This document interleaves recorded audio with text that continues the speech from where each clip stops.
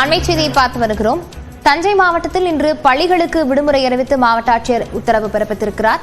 விவரங்களுடன் செய்தியாளர் குருநாதன் இணைந்திருக்கிறார். குருநாதன், தஞ்சை மாவட்டத்தை பொறுத்தவரை எந்தெந்த பகுதிகளில் மழை அதிகமாக இருக்கிறது? லாவண்யா, தஞ்சை மாவட்டத்தில் மிக கனமழை பெய்யும் என வானிலை ஆய்வு மையம் தெரிவித்திருந்தது. அதன் அடிப்படையில் இன்று அதிகாலை முதல் தஞ்சாவூர் மாவட்டத்தில் மல்லிப்பட்டினம், மதுராம்பட்டினம், பட்டுக்கோட்டை உள்ளிட்ட பல்வேறு பகுதிகளில் மழை பெய்ய தொடங்கியுள்ளது.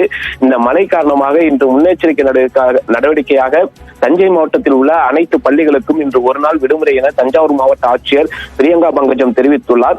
மேலும் மறு அறிவிப்பு ஒருவரை கடலுக்குள் மீனவர்கள் செல்ல வேண்டாம் எனவும் தெரிவித்துள்ளார்.